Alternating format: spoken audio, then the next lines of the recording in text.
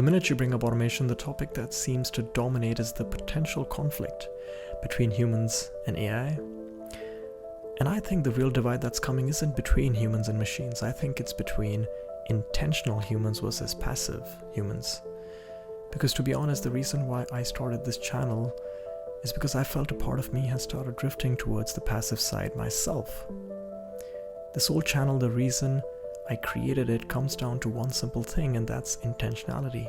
It was about wanting to understand myself better, wanting to discover what my foundation really is, wanting to gain a little more control over the direction of my life. And although I've really been curious about how people should live their life, I realized something. I've never been intentional about how I wanted to live mine. And strangely enough, the thing that pushed me down this path of thinking was actually the emergence of AI. A lot of people, including myself, focus on AI in the extreme sense. What happens when general AI exists? What happens when super intelligence is around? Where do humans find themselves in this world? But I think we're skipping over something a lot more immediate. Before any extreme future scenario even arrives, something else will already have happened. People will have lost intentionality. They'd lose meaning. They'd drift into something that feels real but is entirely curated for them. And we're already seeing the early signs of it. Look at something as simple as Instagram. I try to limit my use of it. I keep it around just to upload a preview of my monologue once a week, but sometimes I leave it on there for a few extra days, and every time I open it, it hits me right away. That instant spike of dopamine, the reels get better and better. The systems are getting better at understanding what exactly hooks you, what kind of humor you like, what grabs your attention in the first 3 seconds. And I consider myself as someone who at least tries to maintain some control over what I consume, and even I've been failing with it. So I can't imagine what happens to someone who hasn't even thought of these things, someone who's so immersed in these technologies that they have no awareness of how they're shaping them. Which is why I don't think the thing to focus on should be what happens when super intelligence arrives. It should be what happens to human intentionality before that. What happens to delayed gratification? What happens to endurance? What happens to resilience? What happens to adventure? These things are fundamental to the human experience, and they start eroding once instant gratification not just becomes available, but infinite. It also promotes selfish thinking. It magnifies personal desires over collective ones. Historically, human beings have always been pushed one way or another to think about the people around them, to contribute to a society. And in doing so, you also created a better environment for yourself. But when every desire is satisfied instantly, that social incentive begins to weaken.